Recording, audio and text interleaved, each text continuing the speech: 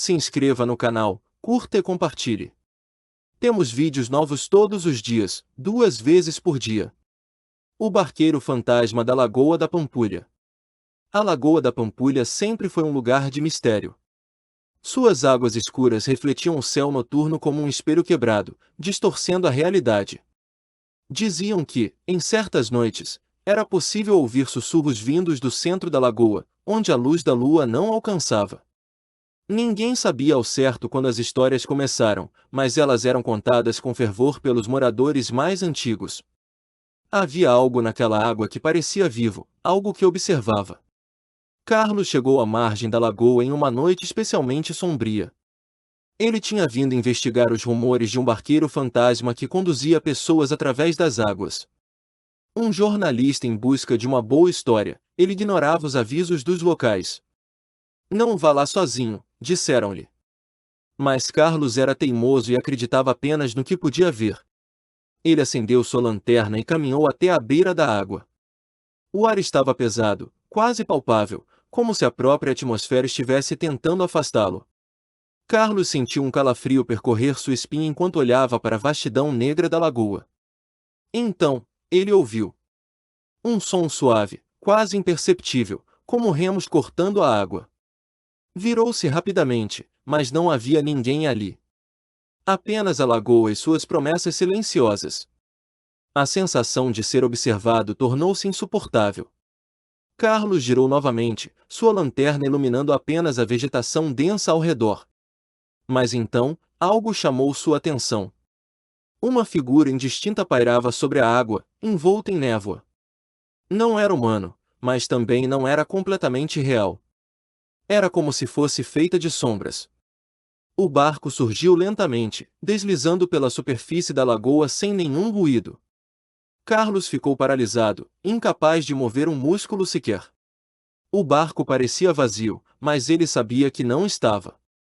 Algo dentro dele sussurrava que aquilo era uma armadilha, mas sua curiosidade falou mais alto. Ele deu um passo à frente, hesitante. No momento em que seu pé tocou a água rasa, uma voz ecoou em sua mente. Não era audível, mas sim uma presença intrusiva que invadiu seus pensamentos. Você veio me encontrar, disse a voz, grave e fria como gelo. Carlos recuou, mas já era tarde demais. O barco começou a se mover em sua direção. Ele tentou correr, mas suas pernas pareciam presas ao chão. O barco agora estava tão perto que ele podia sentir o cheiro de mofo e água parada.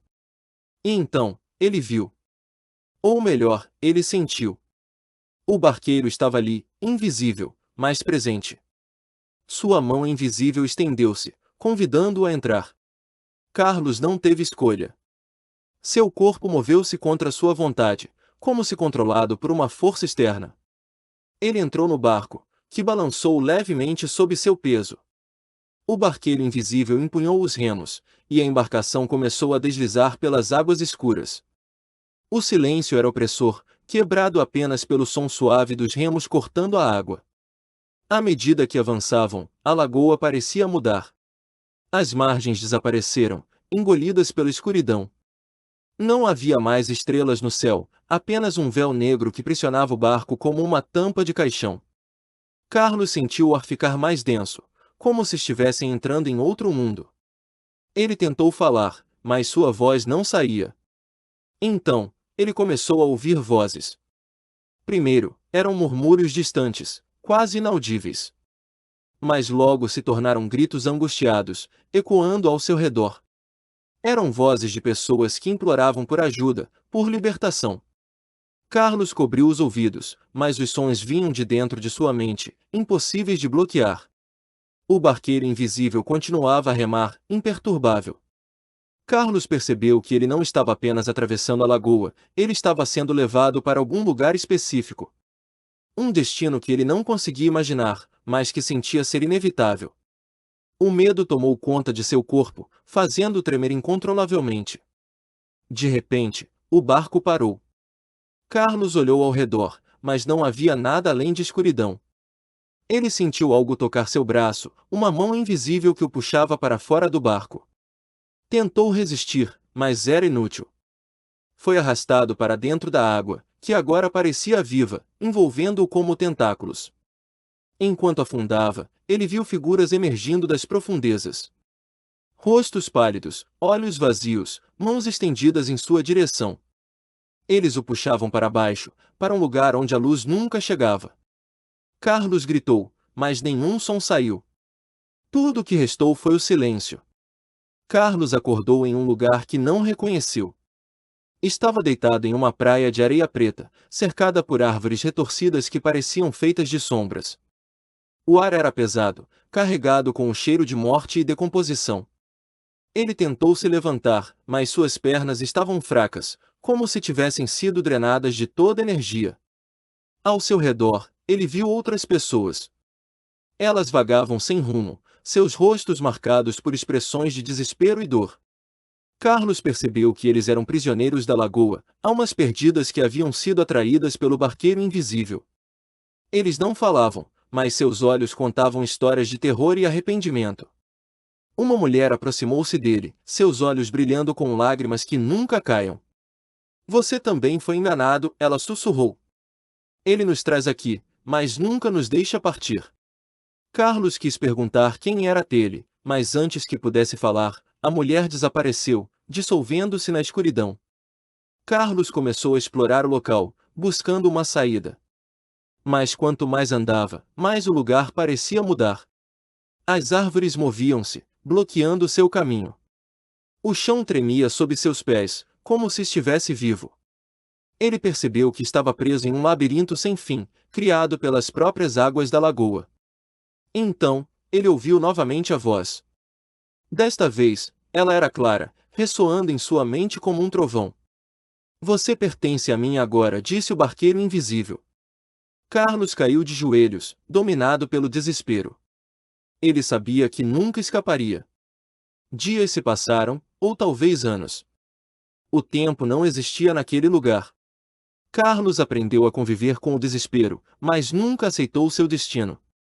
Ele observava os outros prisioneiros, tentando entender por que estavam ali.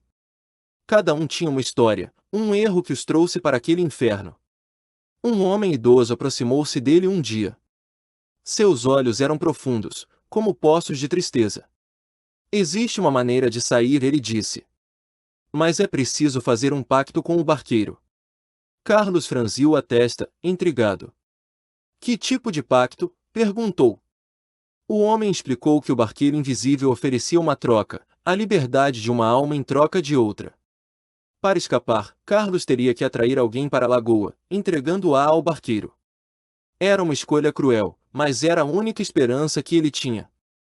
Carlos hesitou. Ele não queria condenar outra pessoa ao mesmo destino que ele enfrentava.